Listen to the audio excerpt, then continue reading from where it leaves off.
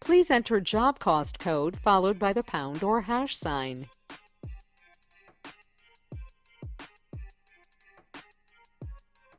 You are the only participant in the conference. The recording has started. The conference has been locked.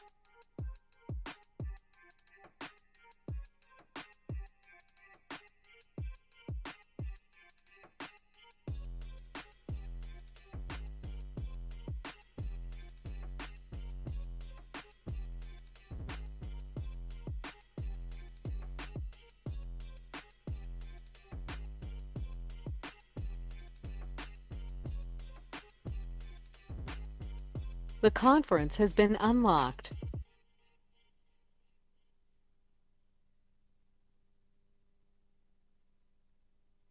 All participants are muted, and they can unmute themselves.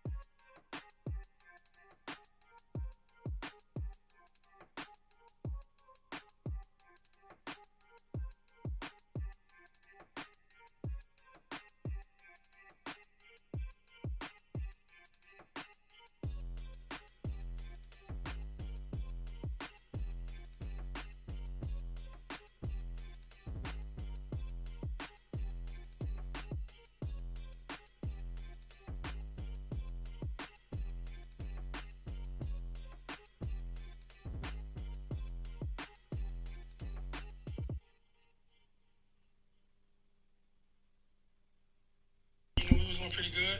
We just got to finish. Like, we shouldn't be in overtime. We got to finish drives. Mark Indiana.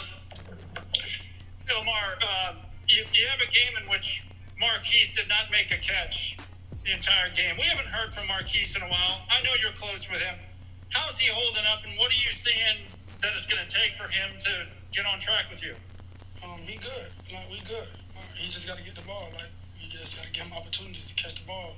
Give him little quick games here and there. You know, the defense already playing back off him. We just got to give him opportunities. Let him do his thing. That's why they call him Primetime Jet. Kirk Keeling. Lamar, Des Bryant, first catches in years. Your thoughts on that? It was pretty good. You know, we gained yards, gained like 5 yards each catch. I'll say we did pretty good. We just got to, you know, keep putting him in. Keep putting him in the game. Yeah, hey Lamar, on the interception, what did you see on that play? After the fact, did you feel like you maybe forced that one a little bit, or? Well, I was just giving him opportunity, give my receiver opportunity. You know, I could have threw a better ball that, you know, but I was just giving him an opportunity. You know, he was up in the game.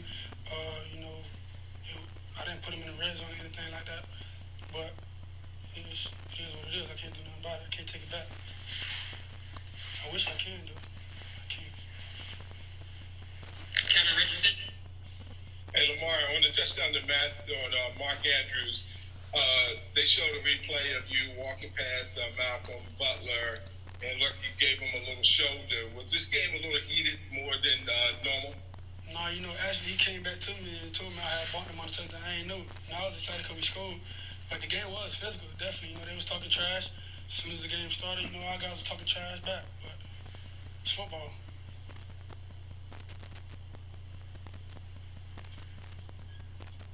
Anything else for Lamar? Just read that. You mentioned the talking trash aspect. You guys were still coming out on the field when Harbaugh was at midfield getting into it with a bunch of Titans. Did word trickle? I was inside when that happened. I ain't know. No, I was going to ask you, did word trickle to the players that happened? And what does that say? Do you guys take any message from that? Nah, I didn't hear nothing about it. We just found out after the game. Aaron Cassidy. Hey, Lamar, I wanted to ask about the false start on the third and short where you were about to do a quarterback sneak. Was that a case of just somebody jumping early, or was it a count thing? What happened there? I don't know what happened. Nobody jumped that I know of. I had my head down. I'm trying to get the first down. I can't really look and know what happened, but we came back and asked the guys. The guys said they ain't jumped. They don't know what happened. So I'm with my guys. It is what it is. Anything else for Lamar? Lamar, we appreciate you joining us. Thank you so much.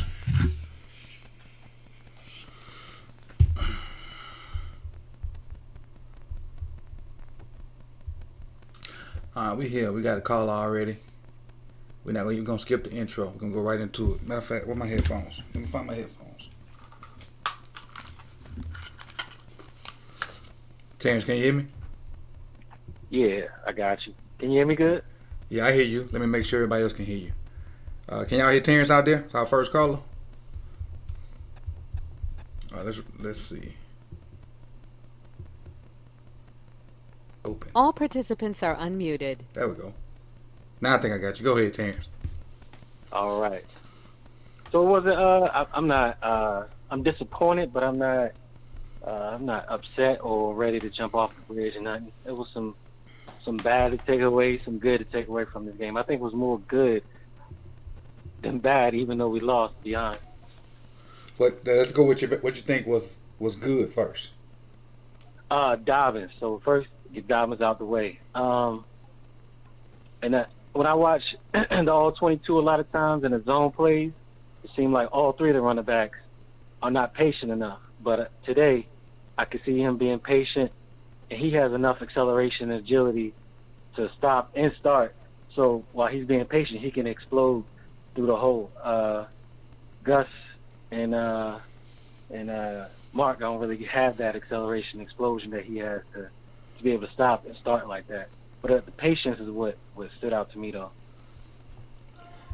That's your only good? Oh, no. Go ahead, keep going. We ain't have no bad stats, no bad snaps. True that. We played on defense. We played a game we had to play. We just slipped up a couple times. I think we did pretty good against the run. He had 100, which is okay, but he had 100. But we did good against Henry for the most part of the game. Even in the overtime, they just started getting bigger gaps. I don't think it was really missed tackles. I just think we can't tackle him one-on-one. And early in the game, we was gang tackling him. But that second half, they started creating bigger holes, and one guy's not going to bring him down, and one guy's not going to bring down that wide receiver. He's a beast. The other good was not only did we get Dez in the game, but we have a role for him. If DBs wanna play off, he's gonna get 5 yards every time because he's a physical wide receiver. So I think, and then we can add to that as well. We could take that play and do something off of it because he can do a little stop and go, have somebody bite on that smoke route, and he can go up the sideline. So I think adding Dez is good. I think overall the offensive line was good. I know Titans don't have a good D-line. Clowney was hurt. but overall the O-line was pretty good. I didn't really see Lamar under a whole lot of pressure. We gave it that sack in overtime, which was the nail in the coffin, if you ask me. Crucial. Yeah, that was tough. That's pretty much the good. That's pretty much the good. Oh, I did like, even though it was wide open, I like the fact that Lamar got a pass off deep on the sideline. Mm-hmm. The touchdown or a different one? The touchdown. Yeah, the touchdown to Andrews. Yeah. So I really think on that play it was supposed to be a deep out route, but Lamar pushed him up the field and ended up being a touchdown because he had the. It was going to be a corner route, but he turned him around and put it to him more inside rather than to the sideline. Right. It was like a scissors route where I think it was Hollywood was on the outside. And he ran a post. He took that corner with him, and Andrews ran that corner route. It was wide open. What about your bag? Oh, it actually is probably a little bit more than I thought, but it really all boils down to not playing winning football, not playing situational football, not knowing where you at in the game. And I got to start with Lamar pick. We were driving. I think we had just crossed the 50. I think it was a penalty on them, so I think we were on that side of the field. I don't know what he saw prior to throwing the ball, so I can't really speak too much on it. But either the wide receiver didn't play it right or Lamar put it in a bad spot. Either way, I don't think it's a shot we should have took at that point in the game. I think it was for us to keep taking time off the clock, and even if we came away with a field goal in that drive, I think we win the game. Woo woo, Lamar Jackson. Appreciate you, in the Jerry. flesh. Appreciate you, Jerry, for coming through with the deuce in the super chat. And he asked why did we put Fluker back in the game, and I'll answer that to the best of my knowledge when Terrence finishes. Go ahead, Terrence. The Andrews offside hurt big, and from what Romo, piggyback off what Romo said, there was no need. It was a QB sneak. He didn't really have to be all aggressive for that to get off the ball. Now he almost made up for it with a good catch. He got his hands on it. It was a little behind him, but he almost made up for it. But that was crucial to me. And that 3rd and 1 turned into a 3rd and 6, and now we're punting. And we were moving the ball then as well. In the fourth quarter, that last play before OT, Andrews had a nice route. I'm not sure he gets the first down.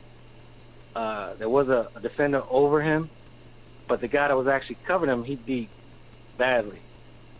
I don't know. I think there might have been a little pressure to the left, so Lamar looked right. But if he is stuck on Andrews, I think Andrews gets close to the first down, and maybe we go for it on 4th down. I'm not sure. That's really everything in a nutshell. Oh, yeah, the play with Gus Edwards and Lamar. I think it was after pick, and I think it was on 1st down. I don't know what they were running. Gus was coming around that orbit motion, and then they didn't know who. I don't know what the mix-up. He faked it to the air. Yeah, it was tough. Too cute. Yeah, and too cute. The defense gives you the ball at like the 20, and we come away with a field goal. That was a bad drive. Overall, we just gotta play. We gotta play better. I know some people's complaining about Marcus Peters getting beat, but those guys are in tough situations. Our whole defensive game plan was put 8 in the box. Everybody else is manned up. You got to try to take away the inside and hope they can complete the pass on the outside. We completed like 2 or 3 that was backbreakers, but we had to do that to keep Henry in check. Right. But yeah, it was tough. Yeah, it's and people ain't gonna want to hear kind of what I got to say because it's gonna kind of feel like an excuse, but it's a domino effect. The fact that you don't have Calais and Big Baby in there means you got to commit everybody to the run, except for people that have to guard, eligible receivers. And so now everybody's playing one-on-one. So you got to deal with crossing routes. You got to deal with the play action. Hell, the route Corey Davis got right there, I think in overtime, that was beautiful. He ran 2-3 yards on the dig because they've been running digs all game. Peters goes to chase him. He sticks the foot in the ground and go right back out wide open. Yeah. But you can't zone him up because you got to guard up against Henry. And even when you put 8 in the box, sometime if one person fits wrong, ball game, which is what happened. It crossed my mind to get Jimmy out there a little bit more, so we can be a little more physical with him. Yeah. And people keep saying we can't tackle. Man, I'm trying not to be profane, but you take anybody, Mike Singletary, anybody, nobody's gonna tackle Henry like that all game. I'm happy at the 2 licks the Joker got on. Right. Nobody just one-on-one. He gonna break that tackle. Exactly. Nobody in the NFL is gonna come to tackle him one-on-one. Nobody. Nobody. And the dude Brown, I saw him standing next to Jimmy. He kind of made Jimmy look small. I'm like, golly. And then even in the first quarter, he was breaking tackles. He was breaking tackles. Oh, AJ been doing that for. He victimized me as a high schooler. I remember you saying that before. That dude is. He's like a running back once you get him the ball in his hand. A running back. He Derrick Henry once you get the ball in his hand. Hell yeah. But I mean, I appreciate you, Terrence, for coming through, man, being first, and let's get right into it. But we got about 6 people that jumped on the line. I want to see what they got to say, and not to cut you off because you come through every week with the knowledge. I appreciate you. Hey, appreciate you, man. And one thing I will say, it's a short week, and right now he ain't looking too good. That's all I'm gonna leave right there. I think we good, man. We good. It was just execution in some areas, but yeah, we good. On to Pittsburgh. Right, on to Pittsburgh. Appreciate you, Terrence. All right, have a good one. All right, you too, buddy. Let's go see what we got next. 41065. Who we got? Oh, I thought I hit mute. I did. Here we go. Yeah, you unmuted. Well, we guess we might have to mute him back. I don't think he knows he's unmuted. Let's leave him on the line. Let's bump to the next caller. Hello? I got Justin here. What's up, Coach? How you doing, brother? I'm good. What's good with you? Hey, man. Blessed and highly favored, man. And want to put my 2 cents in once more. And again, I think the last time we spoke, man, I've seen. First of all, I want to be positive too. I want to get some things I've seen that are positive. Shout out to Wink, Don Martindale, man. If he was our offensive coordinator, we'd be straight. I'm serious. You understand? Explain your point. Explain your point. I think I know what you mean, but explain your point. We lost 2 of our best defensive tackles, right? Mm-hmm. We got 2 rookies starting in a pivotal position in a game like this, to play smash mouth football, and he's making it work. He has guys leaving out. He puts guys like, for instance, remember I talking about Patrick Queen. Mm-hmm. Man, that blitz, that A-gap blitz, that's his money. Yep. He's great at it, and he keeps guys doing what they do well. He never puts a guy in a position where he's asking them to do something that they don't do well. At least it looks like he tries not to. I will say he tries not to. We locked up Derrick Henry, man, for the first basically 3.5 quarters. Mm-hmm. I mean, we came off a physical game with New England, probably the biggest offensive line we're going to see. Mm-hmm. Here's another beastly team. I mean, these are probably the most physical teams. People don't think of New England as physical. That was a very physical team. I posted that graphic. I found the graphic, and I posted it on my community page. 4 of their 5 linemen were ranked in the top 10 of whatever PFF's metric is, and I don't really, put a lot of stock in it because we don't know what it is. But 4 of their 5 linemen were ranked in the top 10 at their position, and I didn't put no words under it because that says enough for it right there. Absolutely, guys like who's the pass rusher we just got, Yannick, right? He keeps him rushing, from that side. I forgot that rush side. He's running that wide 9. Yeah. On the defensive right. Say again. I'm sorry. Him running the wide 9 from the defensive right side, offensive left side. Absolutely. Isn't that the rush linebacker? Mm-hmm. Traditionally, yes. And then here's a part that I saw in the game, and I want to move on to the offense. When they were scoring on that last drive that they stopped them, they were coming down, and I think they had to kick the field goal. If you notice, I'm like, wow. I think Yannick was in on every play. He basically, took care of that whole series. Yep. Providing with the coverage and all that. But we didn't have to blitz. All we had to do was just drop back in that cover 2, or cover 4, whatever they planned, in that deep zone. And guess what? Tannehill had to throw it over the tight end in the back of the end zone because we did not have to blitz right down in that red zone. That's his value. That's how we're supposed to win the Super Bowl this year. You know what I'm saying? So that was the difference in this game. I said, we've arrived. Defensively, we you need those moments. It's just like boxing. You need to fight certain people that bring out those qualities that are in you to teach you what works and what doesn't work. So, we're still in the feeling out process. We still can turn this around as bad as this hurts. But the problem is our leadership on the offensive side. I can't put it all on John.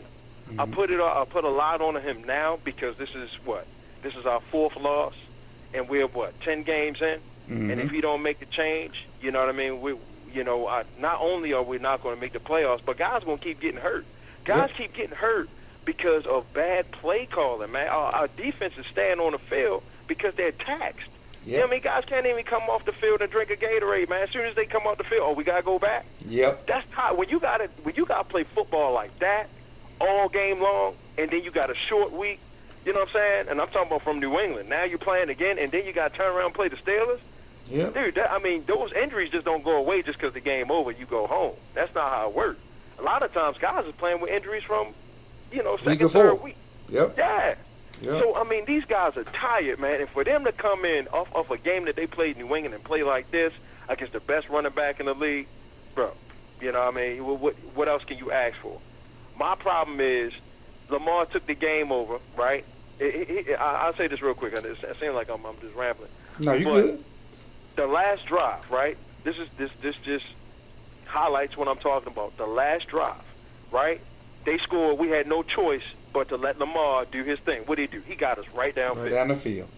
Right down the field. You know why? Remember I was talking about the handcuffs before? I'm telling you, they're giving them offensive plays where they're telling him what the first and second read is. Not that he's not playing ball, but they're saying, Lamar, if it ain't there, throw it away.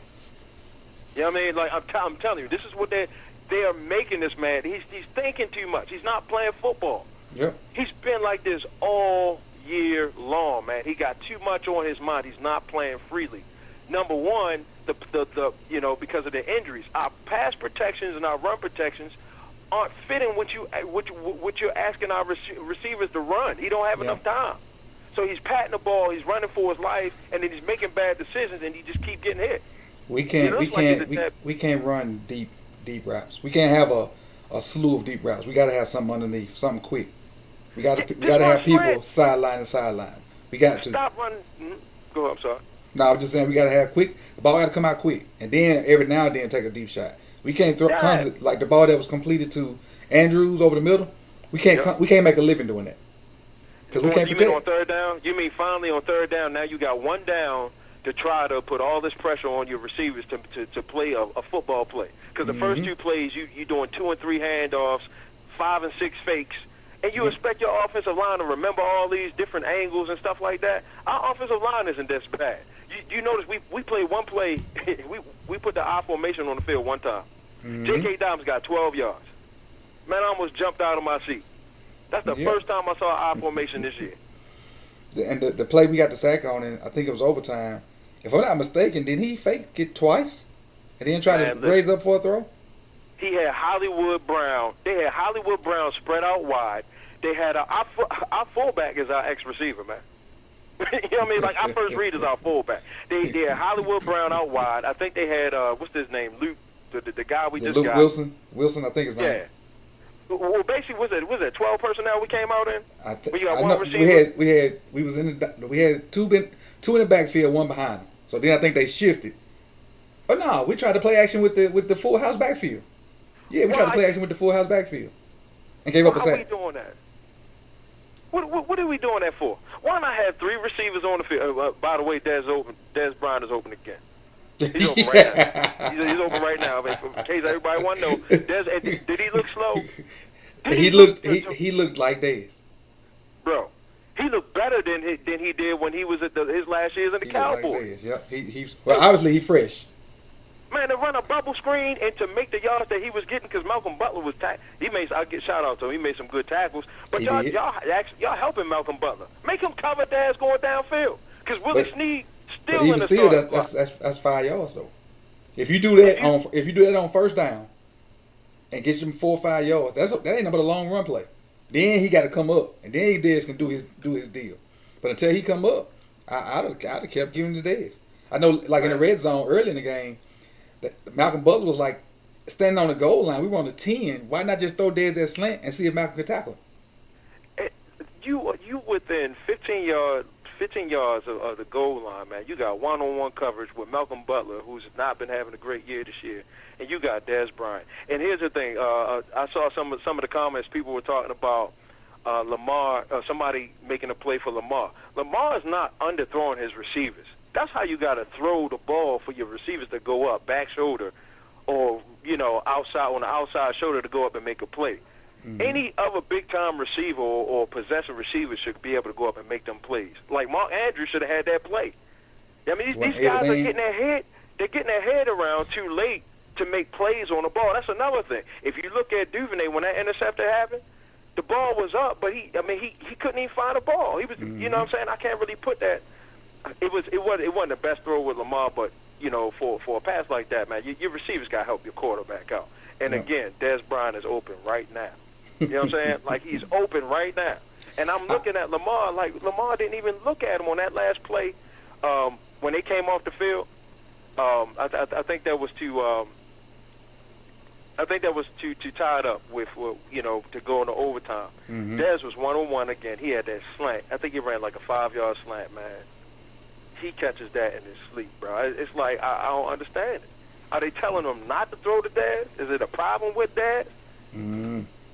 I hope not, because he's been on the team 2 weeks, and he contributed more, if not just as much as Hollywood today in 2 weeks. It's crazy. Hollywood listen, man, and Hollywood, man, I feel bad for him. I mean, he opened his mouth, so he got to make his own bed. He made his own bed, he got landed. Exactly. But that's the point I was trying to make in the video earlier this week. It's not that I dislike him, but, bruh, we already got talked on the back because of the season we had last year. Then Lamar winning MVP. So all the talk, Ravens.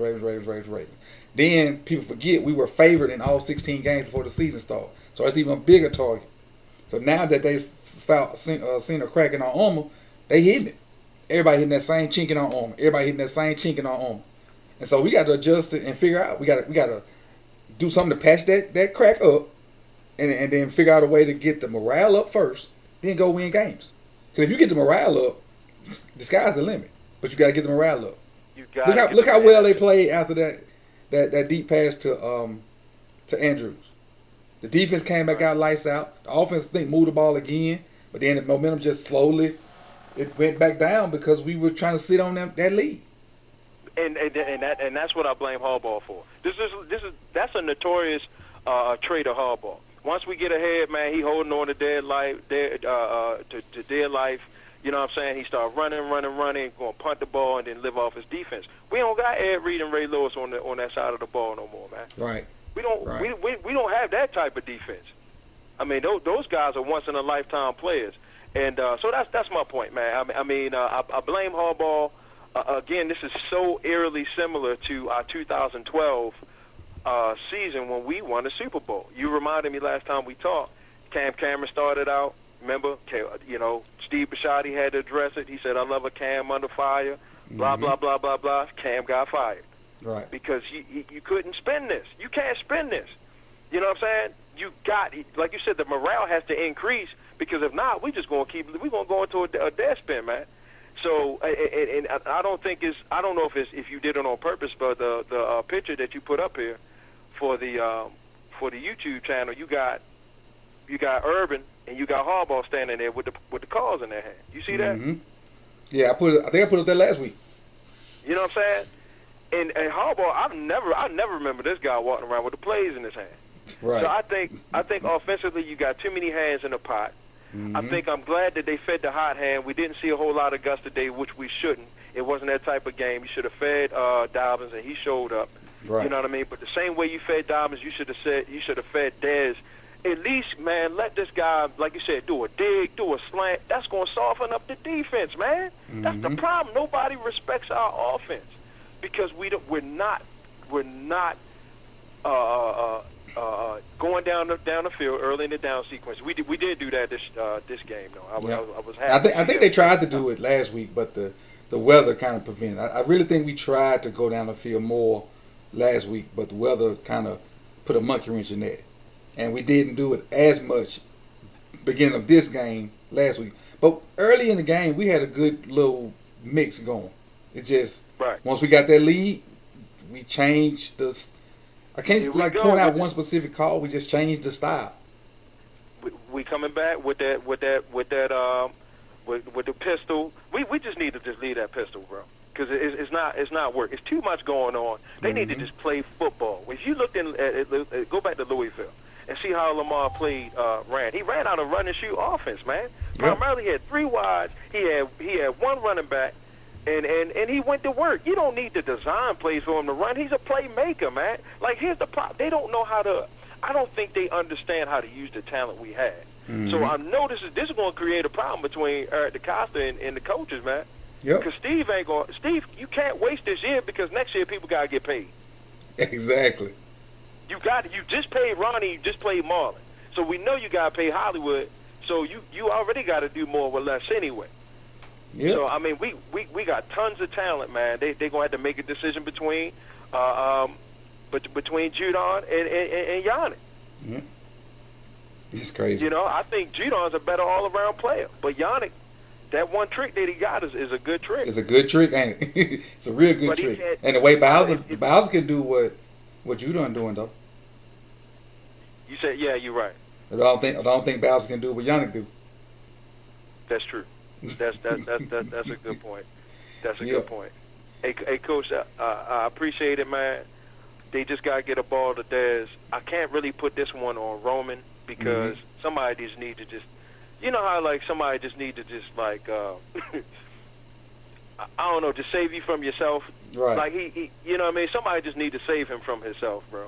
Mm-hmm. Because when Lamar start making plays, here you go, with the pistol, you got 3 tight ends on the field, you know what I'm saying? You're doing all this tricky stuff, and then your offense can't hold water. And then you got Hollywood out there, you know, one-on-one.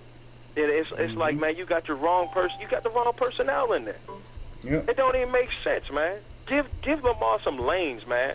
Spread it out. Give him more rushing lanes and let him make plays. The man can throw the ball. I mean, we 6-4 right now. 6-4. You got to trust him. Trust him. And if he don't produce the way, you know, we work on the draft. But if he flourishes, which I think he will, in just a straight up spread type deal, because I really don't like all these. The way he takes sacks, it scares the crap out of me. Yeah, oh my man, he was taking some hits today, and that's because, again, the Ravens have yet to attack consistently all points of the field. Two plays, man. Both to Andrews, the one that when they ran an empty set and he threw it, it looked like they was playing a cover 4 when he came over and caught that. Lamar threw it over top of the linebackers underneath the safeties. And then the one where it looked like it was a cover 3, And I think the safety had the flat, the linebacker had the flat, and he led him into the corner, man. If your quarterback can't, if he's not savvy from the pocket, he's not making them throws. Right. Lamar's a beast from the pocket, bro. Something wrong, man. Something is wrong. There's a rift between our coaching and what they're seeing, their philosophy, and what we need to do. Yep. It's something there that we don't know about. It has to be, but I mean, something is there. Because if you go back and look at the Rams game when he carved them up and threw for 5 touchdowns, you don't do stuff like that, man, just by accident. Right. You don't forget how to do that. Yeah, I mean, come on, reading the safety, man. I don't get it, and we getting all these false starts and these illegal formations and all that, man. It's too much going on. Just play football. Just play football, man. Yeah, Coach, I appreciate it, man. No problem. Let's see what we got next. Well, we had Godson next, but he just hung up as soon as I was finna hit the button. So let's roll out this. Let's see if we can go here. 202. 202, you up? Who we got? Hey, can you hear me? Yeah, I hear you. Yeah, man, I really feel as though this game was indicative of the Baltimore Ravens organization. And the reason why I'm saying that is because three things. Number one, they need to start drafting better receivers or having a better wide receiver coach to teach these boys how to run routes. And you did a very good special about Hollywood Brown not running his routes properly and drifting all into the safety. He's not a good route runner, in my opinion. He's still a good player, but he's not a good route runner. Mm-hmm. Second of all, I think they have to remake the Baltimore Ravens image, and they need to start. It's made out of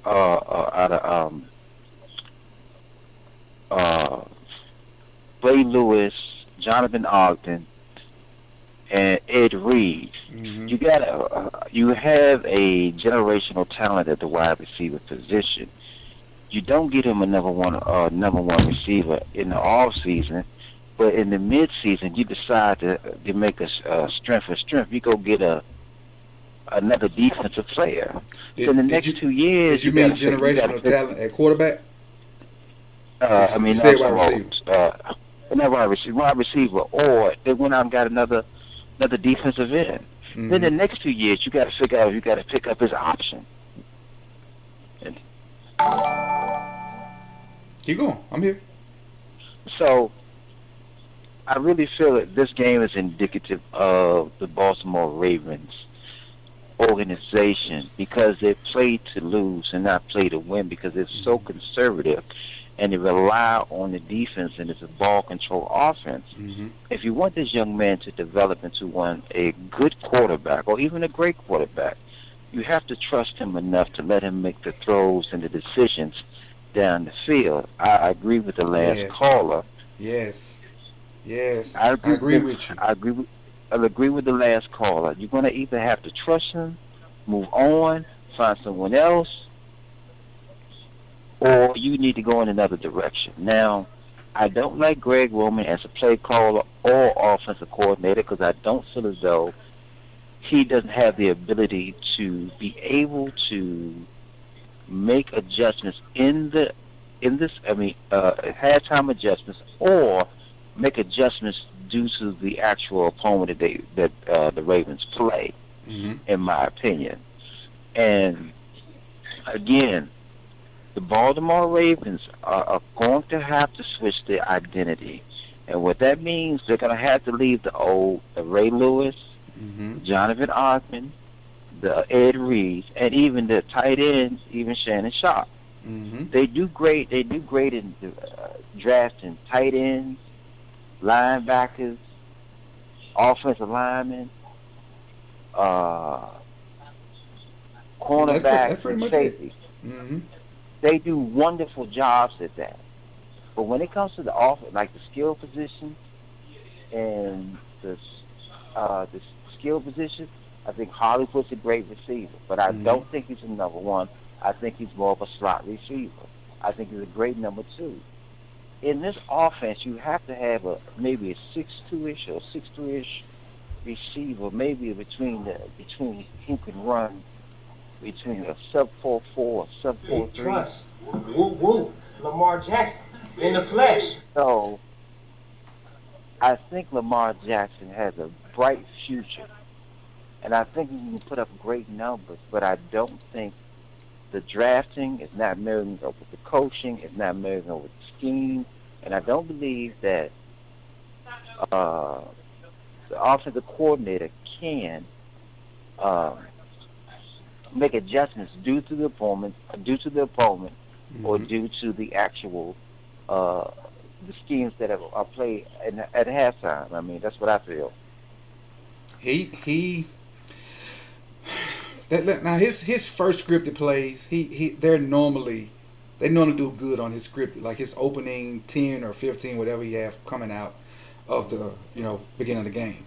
Now I agree with you. There are times when, like the Steelers, just the last game we played the Steelers, they basically took one of the defensive ends and ran him at the quarterback the entire game. No matter what kind of backfield action was going, they took either Bud Dupree or T.J. Watt and ran him at Lamar and hit him every time.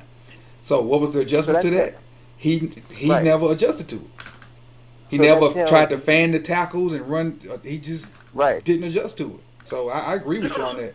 And we got to let that old moniker of, we all love Ray Lewis. We all love Ed Reed. I mean, we all love Heat. We all love those guys that Ogden and set the tone. But it's a new era. You invested a first round pick in this man. Right. Either let him do his thing, or you go back to the drawing board in 2 years. Right, and that's what I'm saying. It's, to me, it's almost like you're taking a guy, and it's just saying to me, Greg Roman is not flexible enough to be able to have the ability to make the adjustments at halftime, or even can't even make adjustments to the next opponent. Mm-hmm. And again, everybody knows that Pittsburgh runs a zone fire. That's all the time. Bread and butter. And what that means, they blitz and they drop certain people in coverage. The same way we did when we got an interception today. Woo woo. Lamar Jackson. The same deal. They brought all those guys in. Then Bowser jumped out. That's what Pittsburgh's known for. Right, and here's what I'm saying. And I'm agree with this. It's not very difficult. The easiest thing to run as a receiver is a dig, a comeback, or curl, where he can drop back, a 7-step drop, and just throw it out there. Mm-hmm. And then we can go back to what we do. The reason why people say Lamar Jackson can't throw the numbers, it isn't that he can't, it's the way the offense is designed. Right. So here's the thing I'm saying. Either they go with a traditional offense, or either they do a mix-up, or they just scrap the whole thing. Because here's what I'm saying. I want them to make a decision on it. Either let him go or keep him. Right. Because I'm really thinking that so, like I said, I just really feel as though the Baltimore Ravens are just too much into the past, trying to bring the past into the future, and it doesn't work. Defensive football doesn't work in this era. It does, but it doesn't. Mm-hmm. You need playmakers. Every young receiver, every young quarterback has receivers. The conference has been locked. That's even that boy down in Tua. That's even that boy. Even Joe Burrow got this number 8. AJ Green and the boy from Clemson. Right. So we did spend a number 1 pick. He's just the smallest receiver. I'm sorry. Mm-hmm. He can't jump. I mean, the boy fast, but that's about it. Yep. And then fast in NFL doesn't really matter because you got everybody fast. You got to be able to get out of breaks, one-on-ones. You got to be able to. And like I said, the boy Andrew is a stud. There's nothing about it. He's so much of a stud, they got rid of the other kid that they drafted in the first round. Right. You're exactly right. And like I said, they do very good at drafting tight ends, cornerbacks, safeties, linebackers, and offensive linemen. We even got other offspring of the player Zeus. We got his offspring playing. So they do a wonderful job. The philosophy has to change as far as offensive football. Yeah. I know it's the AFC North, but that has to change. Even if you look at Baker Mayfield, he got good receivers. Pittsburgh got good receivers. But Right. Cleveland got good receivers. And they Cincinnati always got good receivers. Baltimore always do the same thing. They put everything on the defense side of the ball, and nothing comes on the side. And they hoping that they can draft somebody in the third or fourth or fifth or sixth, or they get a guy that's a smaller receiver, but don't know how to really use him as maybe put him in the slot, running some in and out routes. I don't know. But like I said, I think, in my opinion, Greg Roman needs to leave, or he needs to change his philosophy, or have a better plan of The conference has been unlocked. planning at the half, or game planning for teams in the future. Right. I mean, I appreciate you for calling through. I got like 4 more people on, all good points. But I do, you brought up a point that nobody had brought up about them like basically reestablishing their identity, and I agree with you 100%. But we never did get your name. Who I'm talking to? Jamal. My name's Jamal. Okay, I got you, Jamal. So next time you call in, I got you. You pop up, and you'll kind of skip the line on some of these folks. All right. All right, thank you, sir. Appreciate it. Appreciate you. Have a good one. You too, bro. Let's see who we got next. Who we got next right here? Who I got on with me?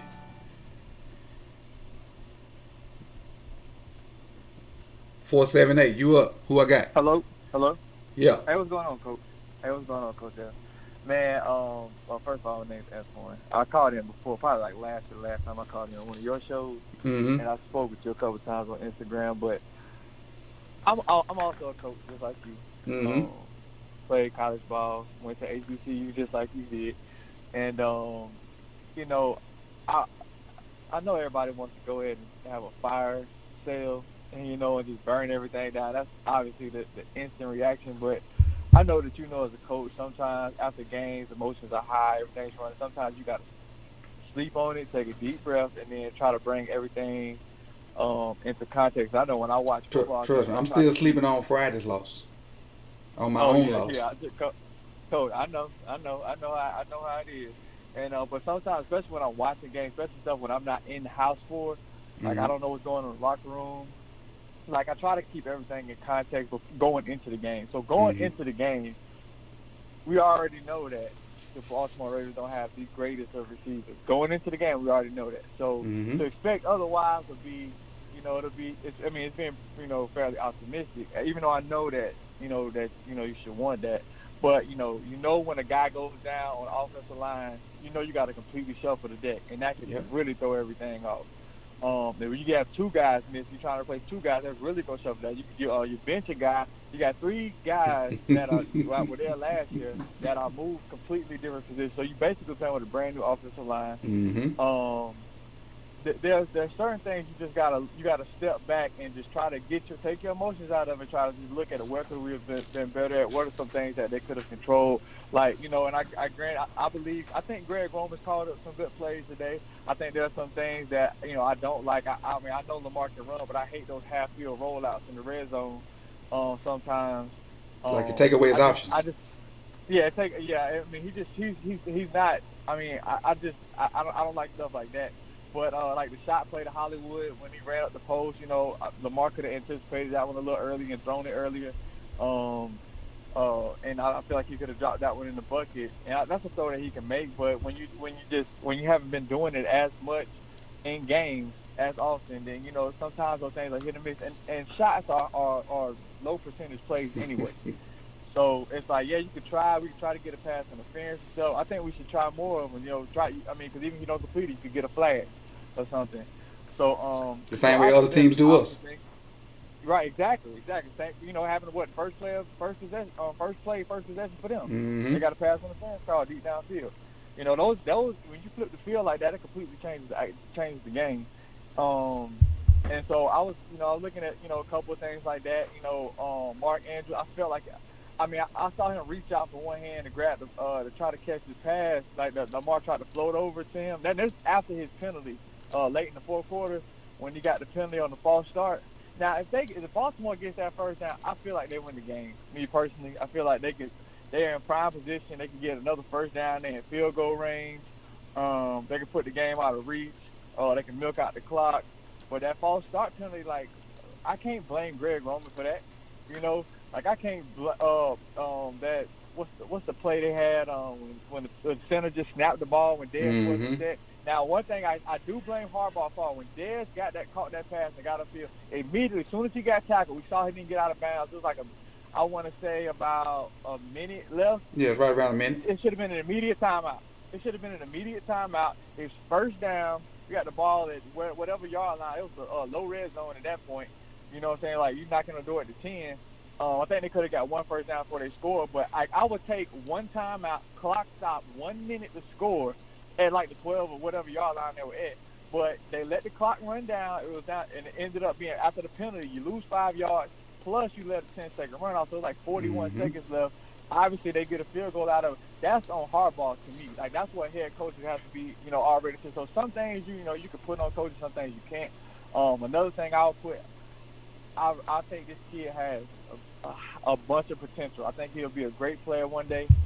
But it irks my nerves watching Patrick Queen play 60 snaps a game. It is killing me.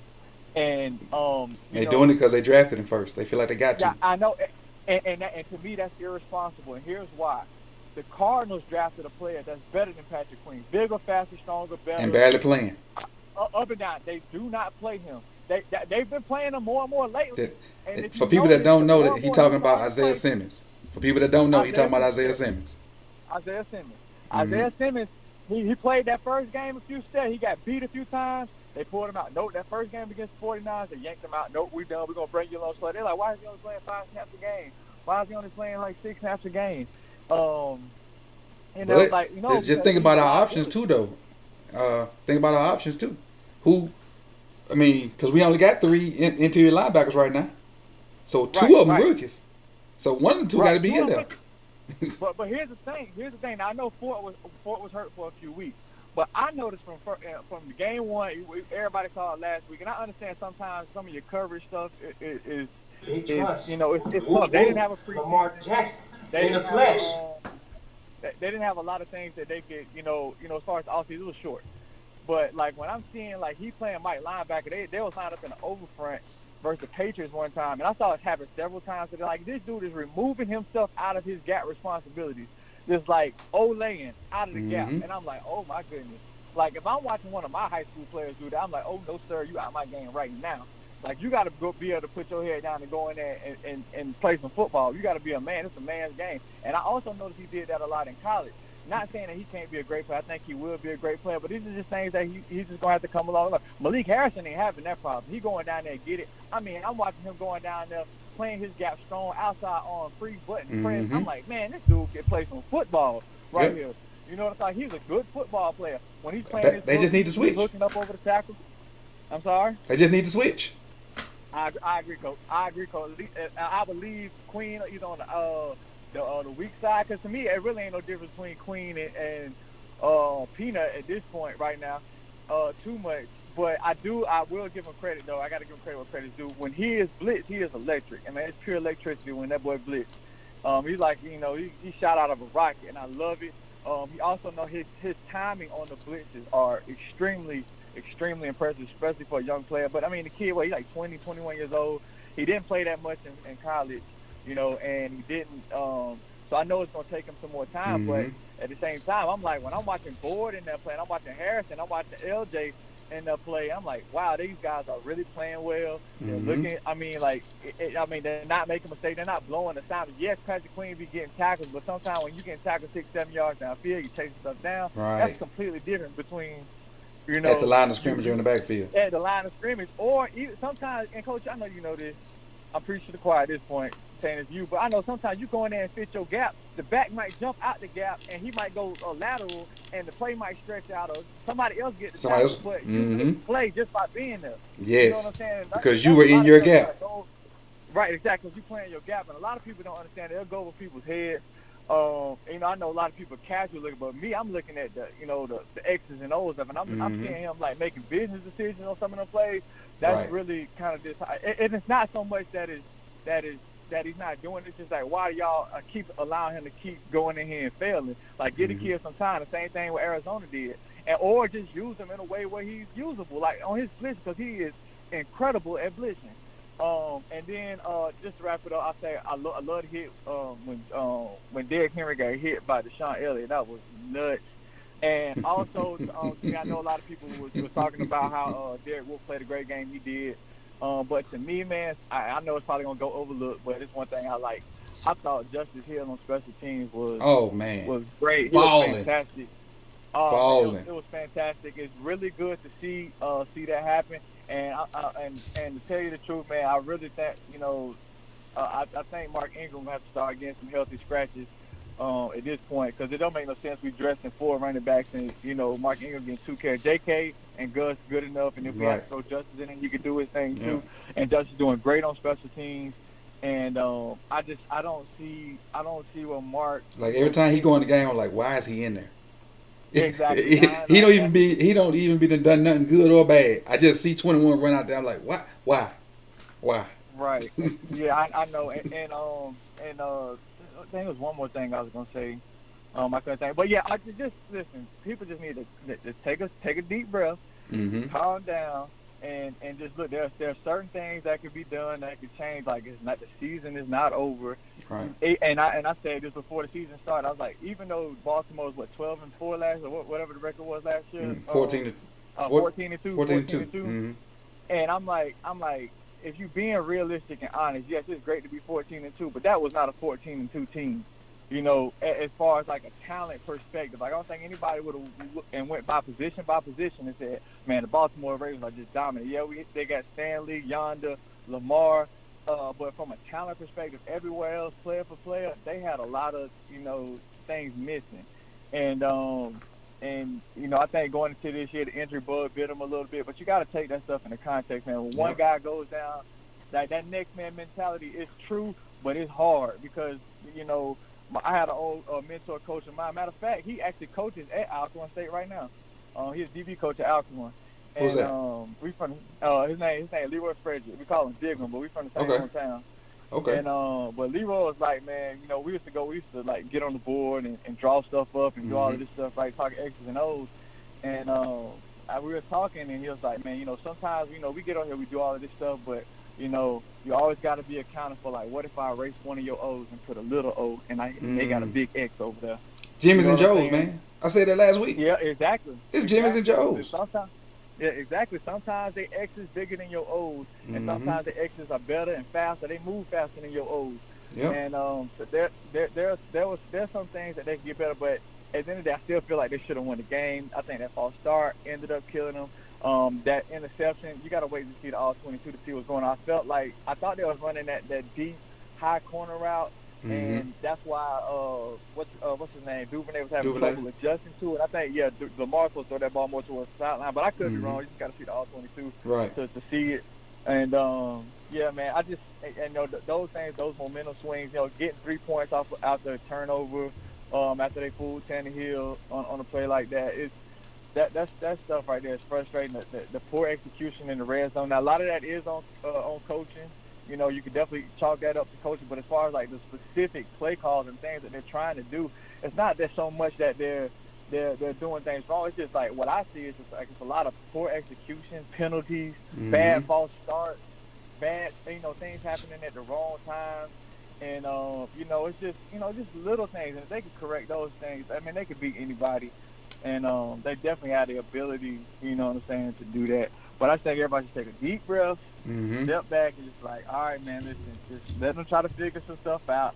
And then if things don't work out, then, hey, because I was the same one. I didn't understand why they why they traded for Yannick Ngakoue. I didn't understand. I'm like, y'all need playmakers. Like, why would you play? And y'all blitz more than anybody in the world. Like, Pittsburgh got Bud Dupree out there looking like an all-pro.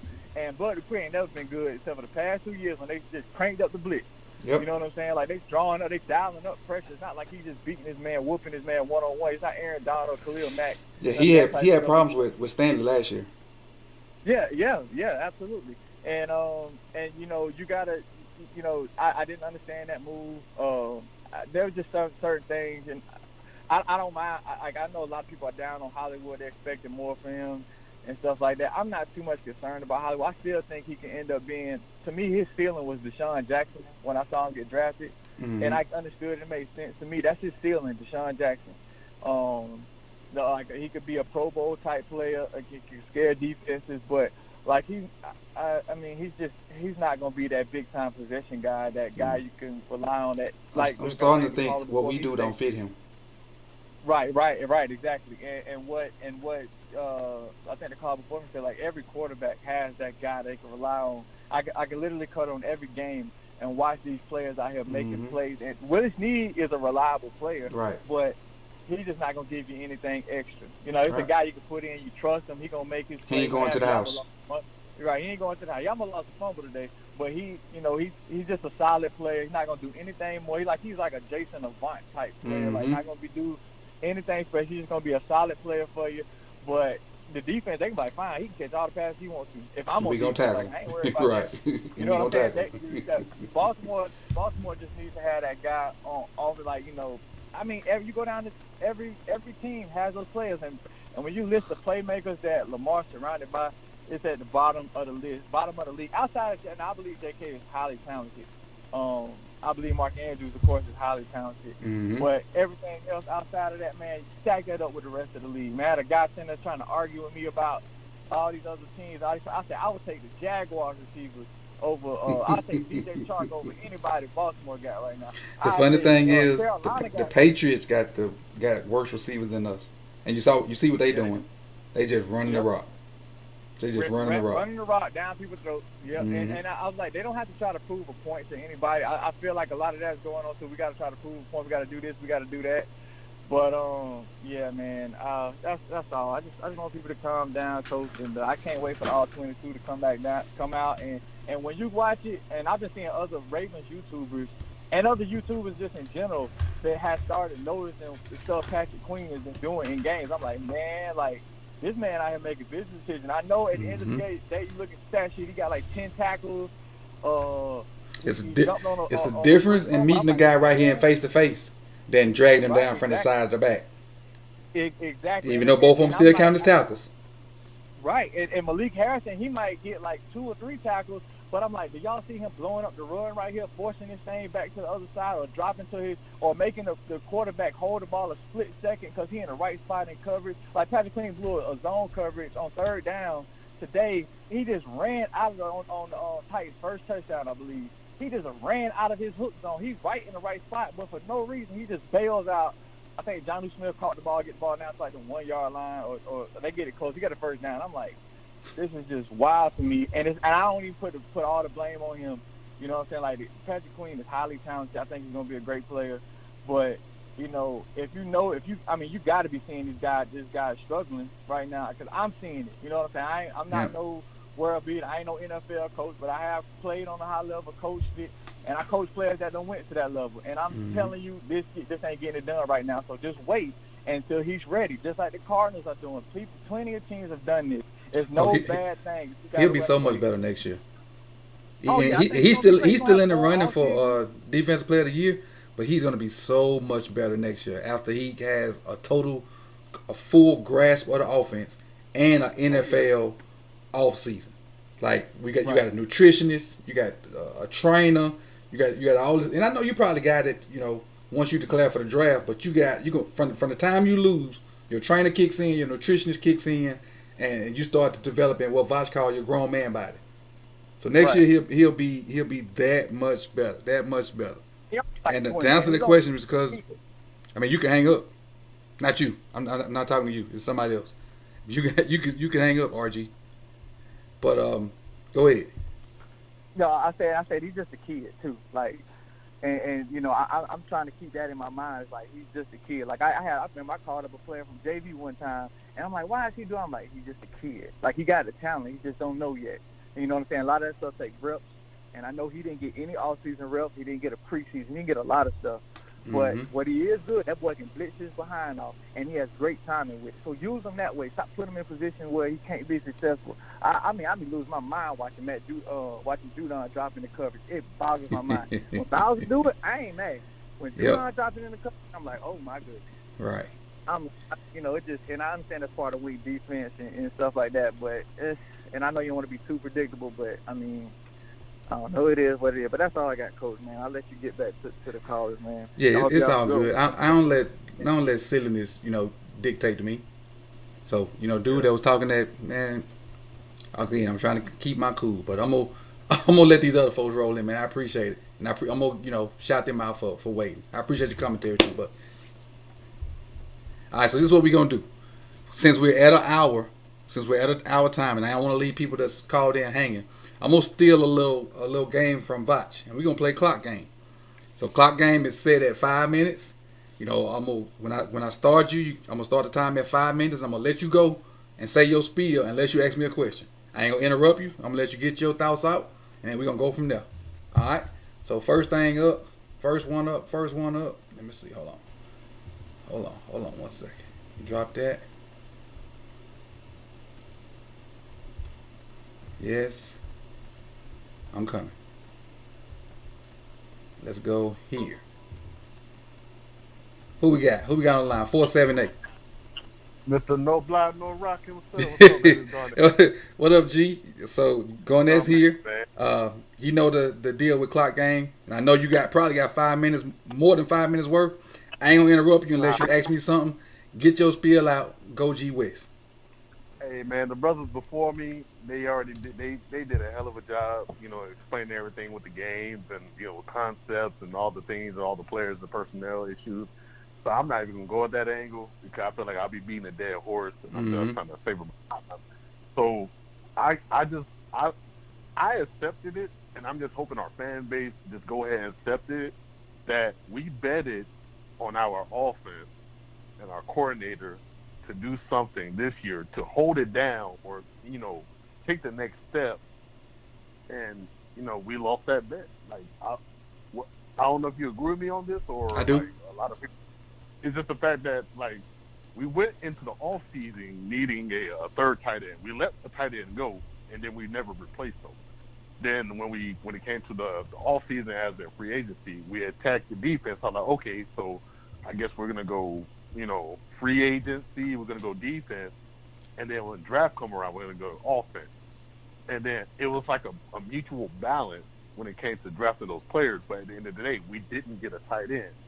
So when week one came around, it's like who we're going to be. And then we saw a product. I still say this to this day.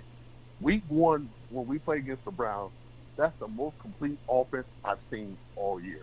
Just like, well, what I mean by that, yes, we wasn't able to run the ball efficiently, effectively, for big yards. But the fact that the play calling, when it came to like the route concepts, we were drawing people open. And I said this on another podcast like not too long ago. It's like, what the hell happened to that? It's like one of those things where like the first 2 weeks of what we saw against the Browns and the Texans was like a masterpiece drawn up on offense. It's like we wasn't asking Lamar to, hey, I want you to bail us out. It was like, hey, we're gonna give you this route. If this guy ain't open, hit him here. Now it's almost like, hey, Lamar, I just want you to bail us out. Hey, first down is a kill. We try to run the ball. We couldn't get nowhere. Second down, let's see what you can do. Third down, let's really see what you can do. It's almost a situation where we put ourselves in, and we just is what it is, guys. But that's why I believe we betted on the offense, and we're not getting nowhere with it. Defense wise, Wink is doing what he can with what he got, and if you don't like that, I'm sorry, man. It is what it is. It's too late. There's no subbing Queen out. You might as well just let him stay in. Let him get the boost. Let him get his the hard growing pains. Let him go through it, because as the old brother just said before, he's only going to get better. So it's one of those things where we are the youngest team on offense, and now we just got to deal with it. Like it is what it is, man. But hey, what you guys say on that, Coach? It's at this point, is the trade deadline over with? Your roster is what it is. You really ain't gonna find no guy. We got lucky finding them guys off the couch last year. So we gotta hopefully get healthy, and hopefully as we get healthier, we play better.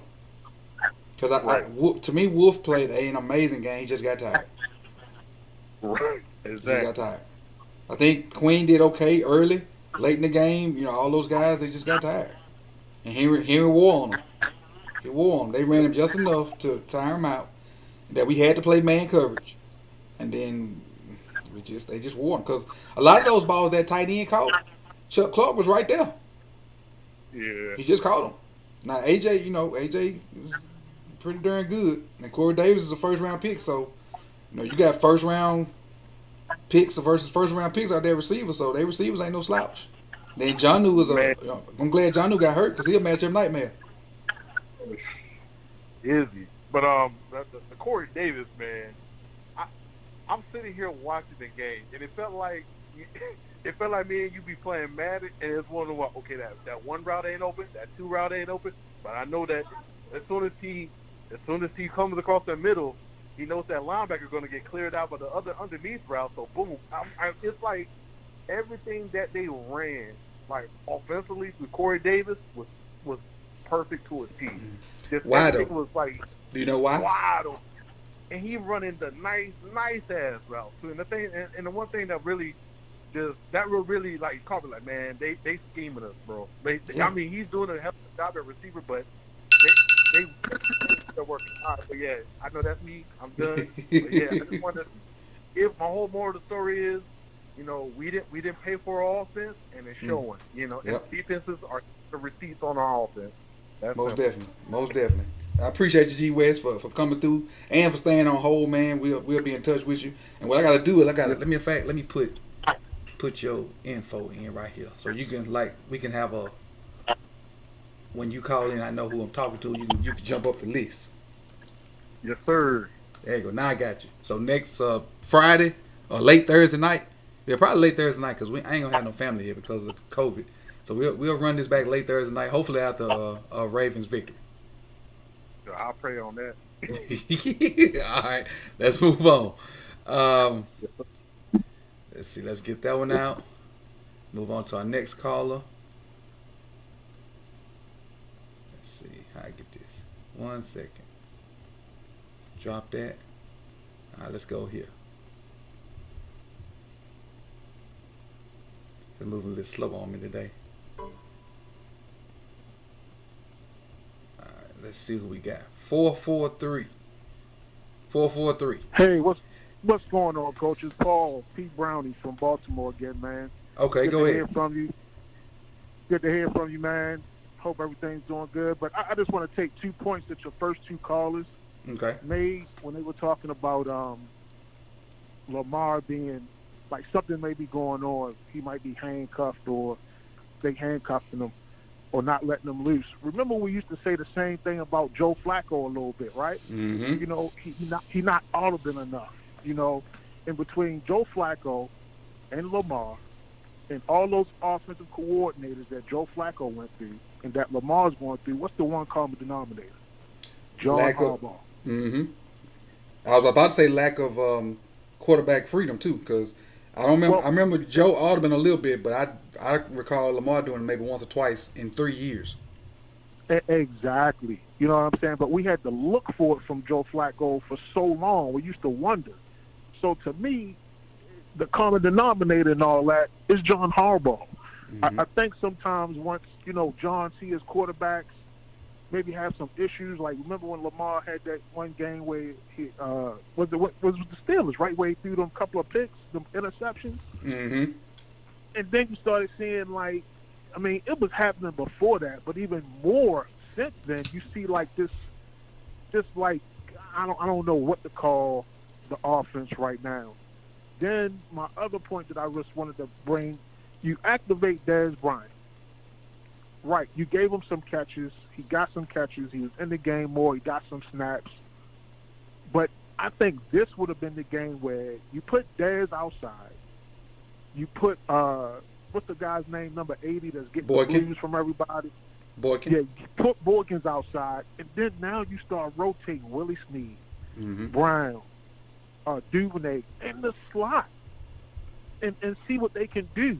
We keep sending Hollywood out on these deep routes where he's supposed to catch the ball, but I just think he's too small for that.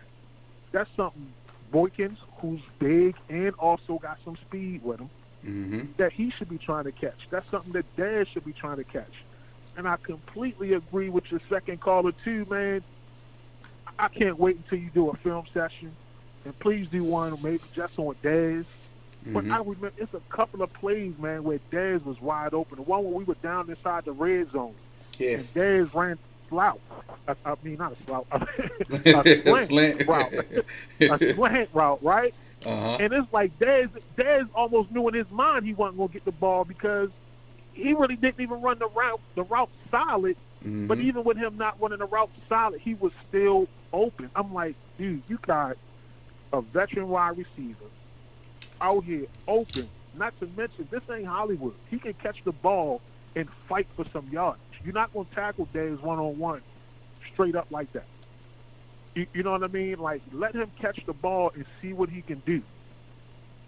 And I don't know, man. I just don't know what's up with the offense, but I think it's a little bit Lamar. I think it's a little bit Greg Roman. And I think the other 75% is John Harbaugh. He, like you said, he's common denominator in all of it. He's common denominator in all of it. You know, he's the common denominator in all of it. And I'm just like you and the last couple of callers, like, you know, I like Mark. I think I like him for what he did last year in the running game and going to the Pro Bowl, but he's still hurt from last year. Why is he still there? I know J.K. had a great game today. He had the 70 yards. You know, he got another touchdown. But Gus, man, why are they not? Gus was averaging what, 5.2 yards a carry? Something like that. Something like that. From what I can understand, from what I watched of the game, he had what, maybe like 5 or 6 snaps. I don't even think he got the ball at me. Right. You know what I'm saying? I'm like, come on, man. We got to use everybody. Then when we had Mark in there, you know, he got the ball a couple of times, but then you set him down. Yeah. You know, I don't know what's going on with the offense. Yeah, at this point, I would barely play Mark. Like, even less than he played today. Yeah, exactly. Like, I mean, I'm not going to say deactivate him because you never know what might happen in the game or whatever. But, you know, and one more point that I knew from the beginning of the season that this was going to be an issue when they traded Hurst. Yes. I don't think they should have traded him. They should have sat down with him, talked with him, and said, look, we know you was battling with the injuries last year, but this year we can guarantee you that you're going to get your touches. And I think we would be somewhere not in the point where we at now, where we don't have nobody but Mark Andrews at tight end. And that's what we got. You know what I mean? That's it. I mean, I know they went and got somebody, but that's just a body at this point. You know, and to hold the rock. Ricard is not it. Ricard's a fullback / defensive tackle, not a tight end. That's it. You know, that's really it. And like you said, on offense, he just playing a smash and bash role. You know what I mean? On that kind of position, you can play on both sides. Where I just got to put my hands on somebody and push them out the way. No problem, coach. Exactly. Well, we got 2 more calls left. I appreciate you for calling in, P. Browning. And again, like I told G West, hopefully we'll be singing a different tune Thursday night. I'm just hoping we sing a good tune Thursday night. That's all I'm gonna say about that. Yeah, I'm hoping something clicked between tonight and I guess they're gonna start practicing. Maybe give them tomorrow off and start practicing. Yeah, you got to. Because it's Thursday night, but yeah, I hope something clicked, man, with somebody somewhere. Because it was some good stuff out there, but I just hope they accentuate the good stuff they found and then go from there. But it's gonna be a different problem Thursday. Yeah, it's going to be a different problem. And I think hopefully when they go back and look at the tape, I know I'm going over, Coach, I hope they see that Dez still has something left in the tank and they can exploit people with it. I mean, I appreciate it. I appreciate it. No problem, Coach. Have a good night. Hey, have a good night, too. You too. Enjoy what's football, with the football that's left on. Yeah, I know, right? Who we got left? We got 3 left. Clock game continues. Let's see. Let's go here. 443. Who we got? What up, Coach? Zion here. Who we got? I think the Ravens are not panic. They don't need to start panicking out. I think a lot of people are overreacting just a little bit because the offense, as it doesn't look the same as people say it did last year. But we got to take into account everything that's going on. And I think John Harbaugh and situational football has been a disappointment ever since the last playoff. I mean, ever since the Super Bowl. Situational football and the team being undisciplined, that's all on coaching, man. That's what I believe, and I think that has been happening throughout the year. That's our biggest problem. Situational football. We play like in a normal Florida game. We're pretty good, but when it's late third, early fourth, mid fourth, late fourth, that situational football, we've been sucking at that, like completely. And the defense, and a lot of people will say it's on the defense. This loss would be on the defense, but the defense has been the reason why we're in games. If you ask me, you ask them to play 70 plays, there's no way something ain't gonna be given up. And I mean, we hold Derrick Henry to 44 yards the first 3 quarters, and I mean, the fourth quarter comes around and we act like we just forget everything. That's not on. It can't. It just simply can't be the players are tired and they didn't know, and everything. That's coaching adjustments. That's adjustments. Tennessee made adjustments, and we did. Yeah, because I think the adjustment Tennessee made was they went back to their stretch when earlier they were kind of running the dive. It wasn't just me or Yannick wasn't in. It didn't seem like Yannick was in on that, and he did great versus Tennessee and when he was in Minnesota against the stretch plays. So I didn't understand why he wasn't in one. That's a good question. I don't know. Maybe they feel like McPhee's better on the edge than Yannick as far as versus the run. Maybe. I'm throwing darts. I don't know. I'm not in the meeting.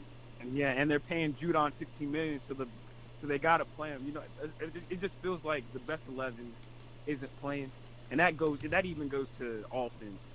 J.K. Dobbins should be the starting running back, and I think he solidified that today. And I think J.K. and Gus should be only the 2 people coming out the backfield touching the ball, and obviously Lamar Jackson. But it's time for Mark Ingram. It's time. It's bad. It's bad. Ingram is a shell of himself, especially from last year. And you know what? I'm thinking about it. We keep harping on Ingram. Look at what Ingram ran behind last year, and look at what he's running behind this year. And that is one guy that's in the same spot. Bozeman is the only guy that's in the same spot from not last year, from earlier this year. Orlando's been moved to left. Powell's played right guard. McCarr plays center, and then they rotated Fluker and somebody else at tackle. I can't remember who came in for Fluke or something.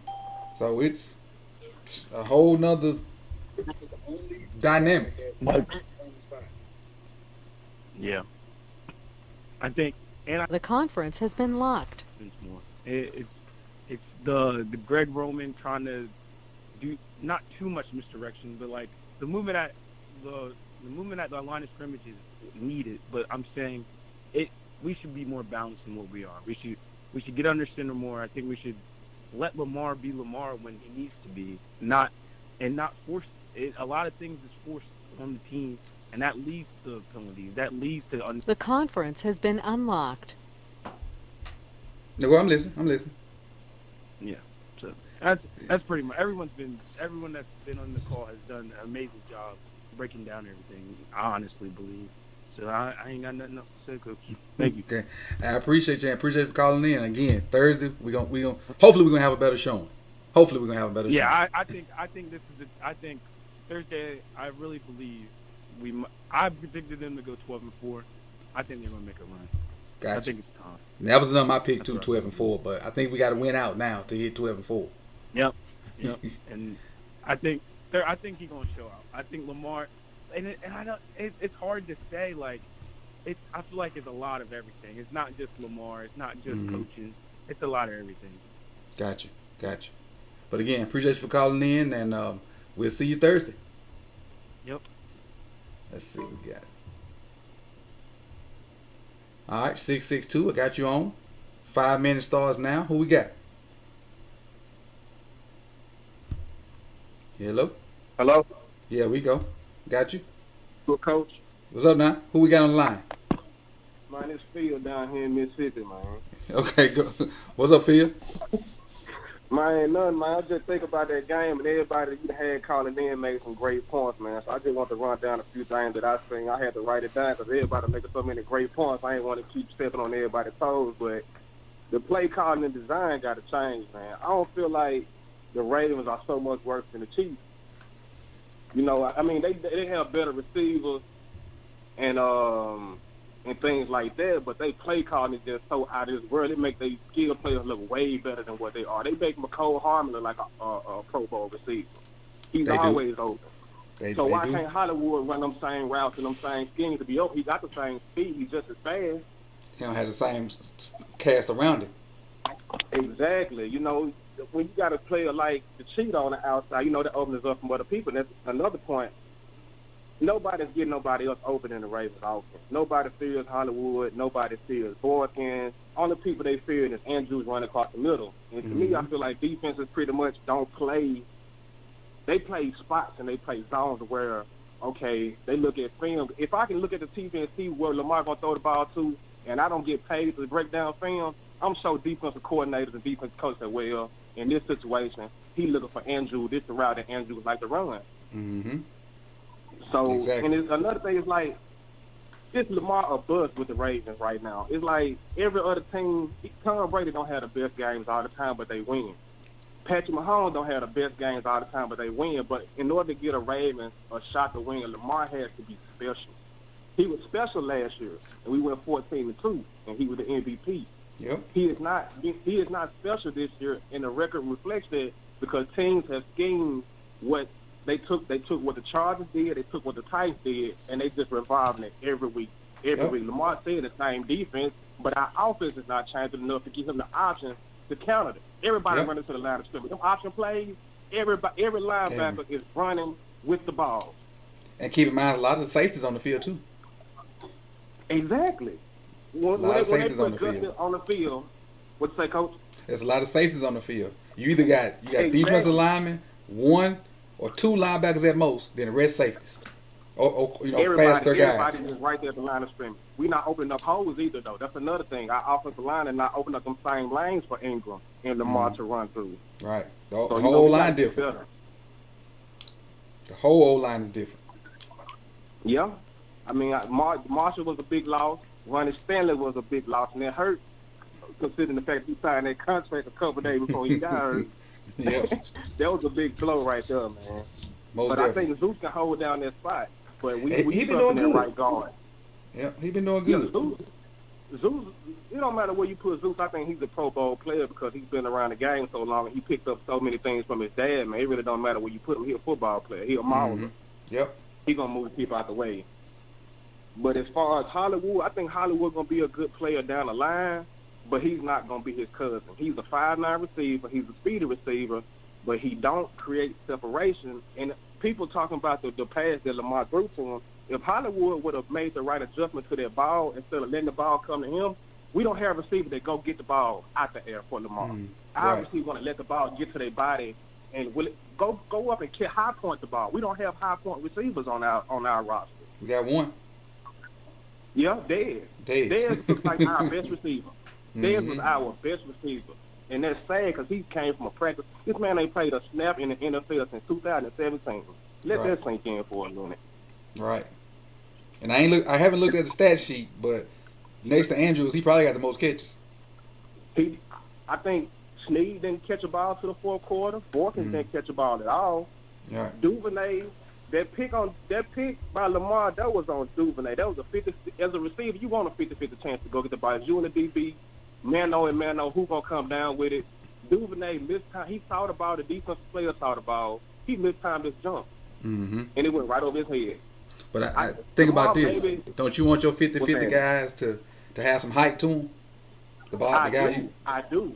Duvernay and Hollywood close to the same height. Hollywood may be taller than Duvernay. Exactly. Give or take. Both of them pretty miniature guys, man. Right. Duvernay just thick in the legs. Exactly. Duvernay, he's good for those bubble screens and those jet sweeps. He's a thicker player. He looks for contact. ever since Hollywood got injured, he don't like to take hits. I don't know if it's the foot or it's just the game. These guys are bigger, but when he catches the ball, he's looking for the first way to get down. Yep. And they're trying to stay healthy. But, that's the clock right there. And I'm going to end with this point right here. Andrews had 5 catches. Brian had 4. That's it. As I said, next to Andrew and Brian had 5 targets. Andrews had 7. Snead had 7. So he ended up being our best wide receiver coming off the practice squad. Hey, we gotta get that boy the ball, man. Our offense, we gotta help our defense, man. We gotta help our defense. We got players out. We got a rookie at linebacker. He's learning. He's gonna take his lumps. Next year he'll be better for it, but we gotta help our defense. This is not the defense that's gonna shut you down and hold you to 10 points. We gotta help our defense, man. You're exactly right. I appreciate your feel for Mississippi, and I got you locked in, so I know when you call next time you'll jump ahead to the top of the line. You would be considered what I stole from Vacha, a platinum caller, simply because you kept saying Maine, and that made me want to come back home and just to say that. Appreciate it, Coach. Keep doing your thing, man. All right, man. Have a good one. All right, you too. Let's see what we got now. Let's see who we got. 514. Can you hear me? Yeah, what's going on, man? Your 5 minutes start now. Who we talking with? I'm Michael. I'm all the way big Ravens fan from Montreal, Canada. Okay, we international over here. Appreciate you for calling in. Yeah. Listen, man. Just start to say I love your work, and I'm watching all the film breakdowns. I can't get enough. And fortunately and unfortunately, you're probably going to get more of them because my season ended Friday. So now I have my afternoons off to kind of dive into more Ravens content. So that's the good news that I was going to break at the end. My season ended Friday, so you'll be more videos coming out for Ravens content. But go ahead with your points. Okay. I'm looking forward to it. Yeah, listen, I just want to say I'm not gonna pick on any part of the defense. I mean, I think that they've been playing.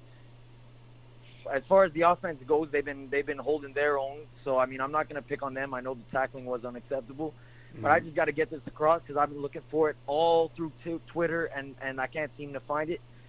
Can you tell me, did Lamar miss Mark wide open coming over the middle on a slant on that 3rd and 6 at the end of the game on that last drive of regulation? Because of the way the TV say, I don't know. I won't know till I see the all 22.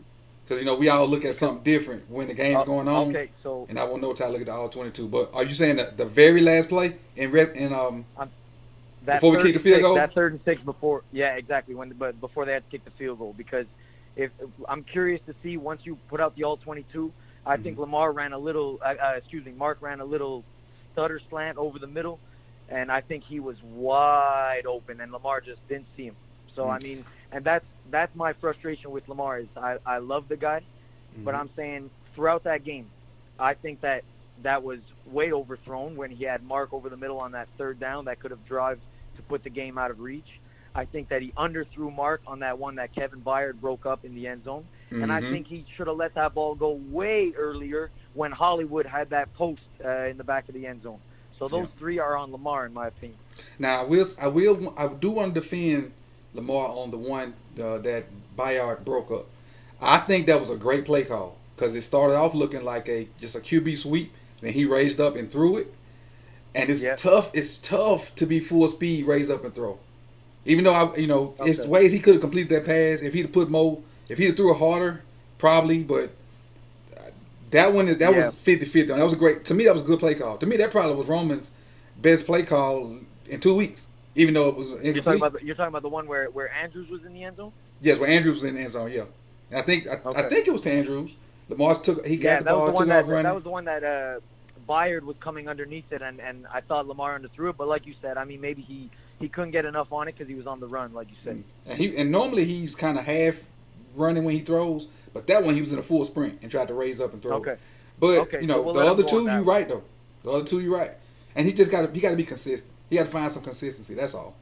Got to find some consistency. And that goes for the whole team, right? I mean, we have a day where you go defense can't stop the run, and then defense tightens up, and our offense can't shoulder their load. So that's the frustration I got.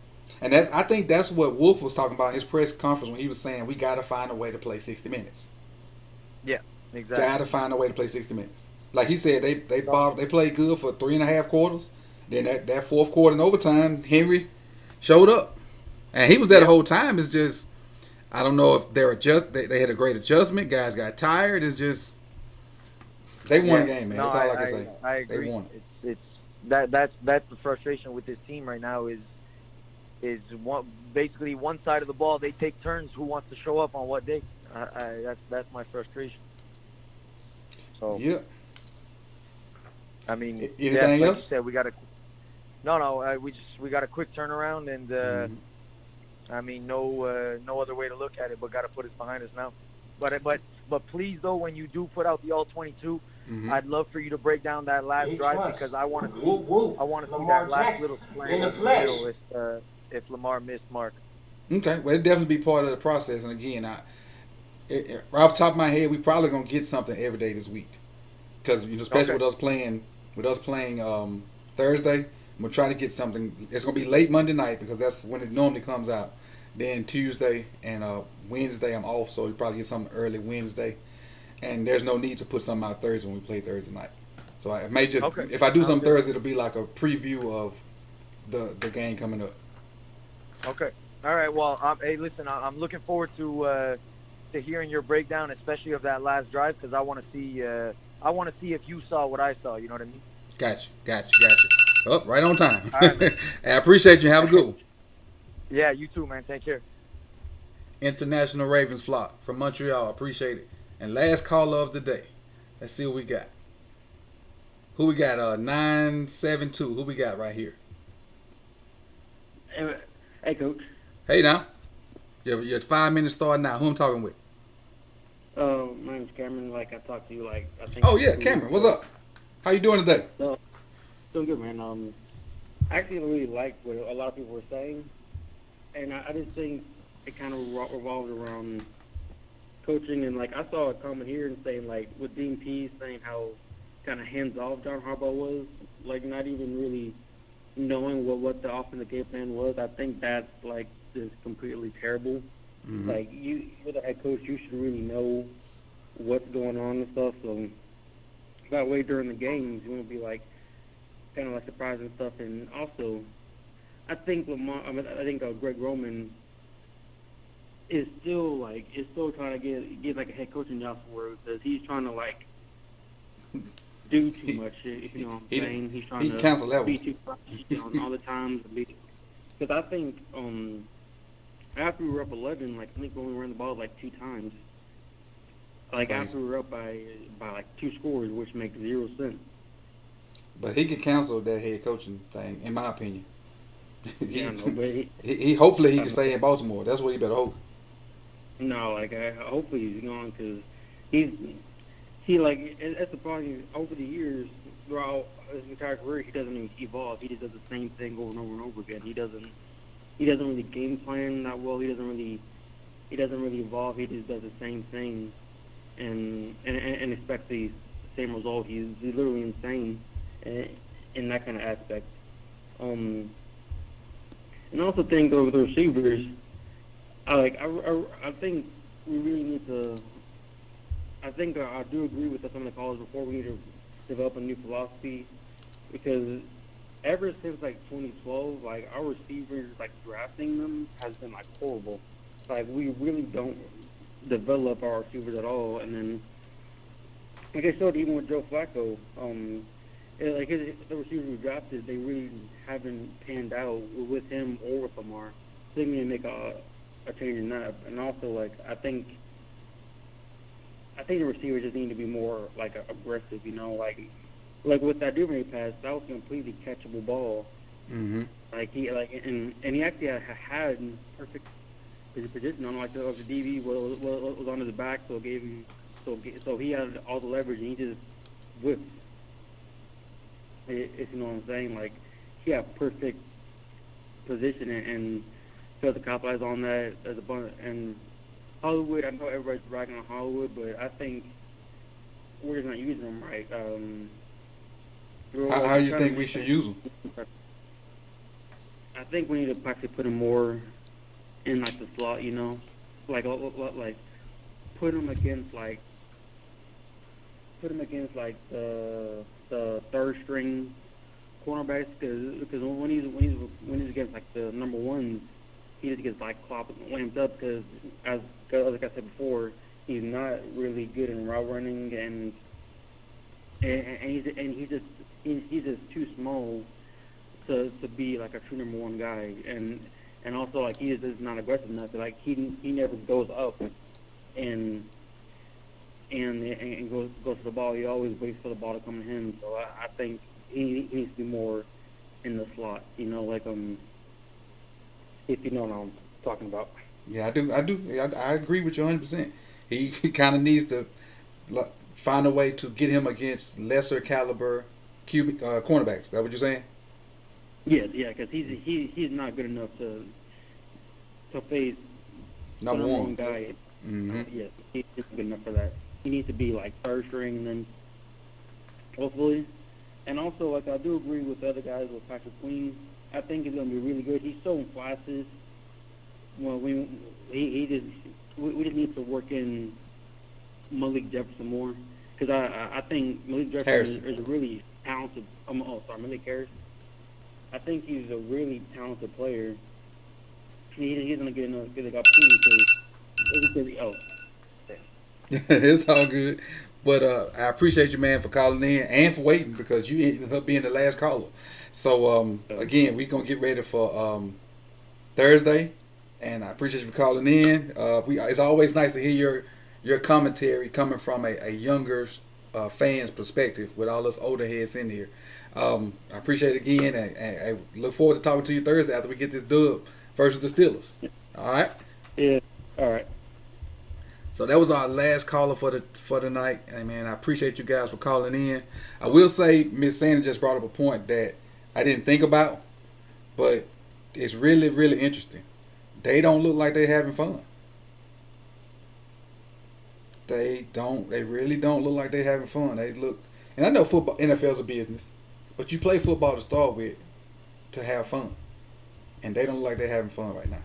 Like, I don't know what it is and whatnot. Like Lamar's pregame speech, I saw him give it, but I didn't see a lot of, rah up and down, hot, just jumping into like they was all into it. And that's probably the first time he ever did it. So, who knows what he said in that huddle? But guys, I'm gonna end on this. The whole team stood on your logo pregame. The whole team. Chippy shouldn't have even been an option for that game. They stood on your logo and straight disrespected you. And that's, and even from NFL to college to high school, that's one thing you don't do. Go stand on other people's logos. And for example, our first playoff game 2 weeks ago, I saw my kids walked across the other team's logo, and we instantly get off of it. We ain't this. That ain't what you. That ain't, to me. That's not a classy thing to do. And be in mind, we beat that team 64-0. I still don't like the fact that we stood on their logo. Like, and just walking the field trying to see what the field. You always walk around the logo. And people that play football and got kind of understanding that, they know you don't just pounce on the logo. The whole freaking Titans team was on the logo. The whole Titans team was on the logo. So just let that sit in. We got to find identity ASAP. Because if we don't find identity ASAP, we're going to get embarrassed on national TV Thursday. It's as simple as that. Because Bud Dupree or TJ Watt's going to hit Lamar every play. They're just going to rush the mesh point every play. And we got to figure out a way to counter it. But I say that stuff for Thursday morning. Hey, I appreciate you guys for coming here and hanging with me. Let's see what hit the like button before I get out of here. Smash the like button. Smash the like button. I know we got 133 on now. We got 73 likes. I appreciate all the super chats for coming through. Let me see if I can run through them real quick. Kevin Lee says, when we had a chance to win the game at the end of regulation, should have threw the jump ball today 3 times in a row. I don't know about 3 times in a row, but definitely at least once, and see what we got. See if he still got it. What else we got? I know I had some more in here. I guess they too far up. I can't find them. Oh, because it's on top chat, not all chat. Let me go to live chat. There we go. Still can't find it. They too far up. But I know Jared Green was one of them. I know the Tribe one was one of them. And I think that about covered them. But I appreciate all the super chats, man. This is Coach Evans of Untitled Films. You get as soon as they drop the all 22, I'll put something out probably late Monday night. You'll get something Tuesday. You'll get something Wednesday around noon because I'm off. And Thursday we'll do like a maybe pregame type deal early in the morning where I'll record something and send it out to you guys. If I don't see you before then, happy Thanksgiving. See you Thursday night, 8 o'clock, 7:30, whatever time it is, NBC, Ravens, Squealers. I'm out.